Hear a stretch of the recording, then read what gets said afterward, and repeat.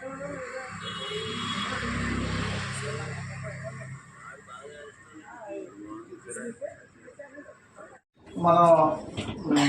మంచి కూడా ప్రజలు ఆలోచించాలి, విజ్ఞప్తి ఆలోచించాలి. ఈరోజు రాష్ట్రీయ ప్రజా కాంగ్రెస్ పార్టీ అంటే పేద పడుగు బలహీన వర్గాలకి ఒక ఆశాజ్యోతి పడాలని చెప్పి మిమ్మల్ని కోరుకుంటూ ఈ అవకాశం ఇచ్చినటువంటి పెద్దలందరికీ నమస్కారం తెలియజేసుకుంటూ సెలవు తీసుకుంటున్నాను. వారాంతపు సమావేశానికి ఇచ్చేసినటువంటి పార్టీ సెక్యులర్స్ అందరికీ నా ప్రత్యేక ధన్యవాదాలు. ఈరోజు రాజమండ్రి అనాదిగా మోసపోతూనే ఉంది. ఈ రాజమండ్రిలో గత 25 ఏళ్ళగా ఏ స్థితిలో అయితే ఉందో ఈరోజు కూడా అదే పరిస్థితిలో కొనసాగుతుంది. నాయకులు మారుతున్నారు, రాజకీయ పార్టీల వాగ్దానాలు ఇష్టానుసారం ముందుకు నడిపిస్తున్నారు. ఇచ్చినటువంటి ఏ వాగ్దానం కూడా నెరవేర్చేటటువంటి నాయకుడు లేడు, అలాంటి ప్రభుత్వాలు రావడం లేదు. ఉదాహరణకి ఈ రాజమండ్రిలో ఉద్యోగ ఉపాధి అవకాశాలను మెరుగుపరచడంలో పూర్తిగా నేతలకి సరైనటువంటి దృష్టి లేకపోవడం దురదృష్టం. ఈ రాజమండ్రిలో రైల్వే విడిభాగాల పరిశ్రమని నెలకొల్పమని మనం అనేక సార్లు రాష్ట్రీయ ప్రజా కాంగ్రెస్ పార్టీ నుంచి విజ్ఞప్తులు చేసాం. ఈ రాజమండ్రిలో రైల్వేకి సంబంధించినటువంటి బోల్డ్ విస్తారమైనటువంటి భూములు ఉన్నాయి. అలాగే ఇక్కడ ప్రభుత్వ భూములు చాలామంది కబ్జాలు చేస్తున్నారు. ప్రభుత్వ భూములు నిరుపయోగంగా ఉన్నాయి.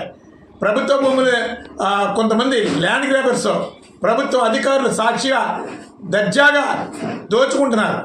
ఇలాంటి భూములన్నింటినీ కూడా ప్రభుత్వం ఐడెంటిఫై చేసి ప్రభుత్వ కార్యాలయాలన్నీ కూడా ఒక సముదాయంగా నిర్మాణం చేపట్టమని రాష్ట్రీయ ప్రజా కాంగ్రెస్ పార్టీ నుంచి సూచించడం జరుగుతుంది. దానివల్ల ప్రభుత్వం ఖర్చు తగ్గుతుంది. ప్రైవేట్ భవనాల్లో ఈరోజు ప్రభుత్వ కార్యాలయాలు ఉన్నాయి. ఇంకా సిగ్గుపడాల్సినటువంటి విషయం ఏంటంటే ఈ రాజమండ్రి ప్రజాప్రతినిధి సహాయ సహకారాలతో ప్రభుత్వ కార్యాలయాన్ని ఖాళీ చేయించి అద్దె భవనంలోకి వెళ్ళి ప్రైవేటు వ్యాపారానికి ప్రభుత్వ కార్యాలయాన్ని అప్పచెప్పి సిగ్గులేనటువంటి నేతలుగా కొనసాగుతున్నారు. ఇక్కడ ప్రభుత్వ పెద్దలు కూడా ప్రభుత్వ అధికారులు కూడా నిమ్మక నీరెత్తినట్లు వ్యవహరిస్తున్నారు. ఆ విధంగా చేయడానికి సుమారు ₹1 కోటి పైన చేతులు మార్చుకున్నారు. ఎంత సిగ్గుమాలినటువంటి చర్య అంటే ప్రభుత్వ కార్యాలయాన్ని ఖాళీ చేయించి ఒక ప్రైవేట్ వ్యాపారానికి ఇవ్వడం అనేది ఎంత దౌర్భాగ్యపు చర్య అనేది ఒక్కసారి ప్రజలు ఆలోచించి అలాంటి నాయకులకు గుణపాఠం చెప్పాలి. అలాగే ఈ రాజమండ్రిలో రోడ్లు సరైనటువంటి రోడ్లు లేవు, కాలువలు లేవు, త్రాగునీరు లేదు, మురుగునీరు తాగుతున్నాం, దానికి పన్ను కడతాం. అసలు శానిటేషన్ లేదు, మెరుగైనటువంటి పారిశుద్ధ్యం లేదు. ఇక్కడ ప్రభుత్వ కార్యాలయాల్లో పౌర సేవలు లేవు, ప్రభుత్వ హాస్పిటల్లో వైద్యం లేదు, ప్రభుత్వ కార్యాలయాల్లో చెయ్యి తడపందే, అవినీతి లేనిదే ఎవరు ఏ పని చేయరు.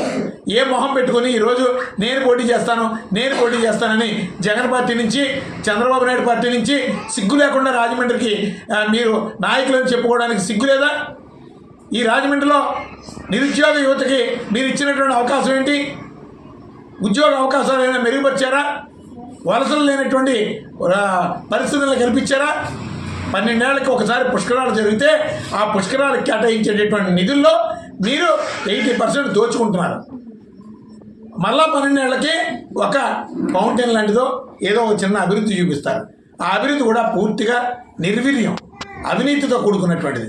అందుకని ఈ రాజమండ్రిలో ప్రధాన రాజకీయ పార్టీల నుంచి పోటీ చేసేటటువంటి ప్రతి వ్యక్తిని కూడా ఖచ్చితంగా రాజమండ్రి ప్రజలు బహిష్కరిస్తారు. ఈ రాజమండ్రి అభివృద్ధి, రాజమండ్రి భద్రత, రాజమండ్రి సంక్షేమమే ప్రధాన లక్ష్యంగా రాష్ట్రీయ ప్రజా కాంగ్రెస్ పార్టీ ఆధ్వర్యంలో ఈ రాజమండ్రి ప్రజల్లో ఒక చైతన్యవంతమైనటువంటి తిరుగుబాటు వస్తాం. ఖచ్చితంగా రాజమండ్రిలో రాష్ట్రీయ ప్రజా కాంగ్రెస్ పార్టీ గెలుపుతోనే ఈ రాజమండ్రి అన్ని రకాలుగా అభివృద్ధి చెందుతుంది. ప్రజలకి ఉపాధి అవకాశాలు మెరుగుపడతాయి. గోదావరి జలాలు పూర్తిగా సంరక్షిస్తాం. పరిశుభ్రమైనటువంటి త్రాగునీరుని ప్రతి ఇంటికి చేర్చే విధంగా రాష్ట్రీయ ప్రజా కాంగ్రెస్ పార్టీ కృషి చేస్తుంది. అలాగే ఓటు అడిగేటటువంటి అర్హత కలిగినటువంటి ఏకైక పార్టీ రాష్ట్రీయ ప్రజా కాంగ్రెస్ పార్టీ ఒక్కటే అని ఈ సందర్భంగా తెలియజేస్తూ మీరు ఖచ్చితంగా ఈ రాజమండ్రిని దోచుకునేటటువంటి ఆలోచనల నుంచి విరమించుకొని ఈ రాజమండ్రిలో ఖచ్చితంగా మీ యొక్క తప్పుల్ని ఖచ్చితంగా ఎండగట్టడమే రాష్ట్రీయ ప్రజా కాంగ్రెస్ పార్టీ లక్ష్యమని మీకు ఈ సందర్భంగా తెలియజేస్తున్నాం.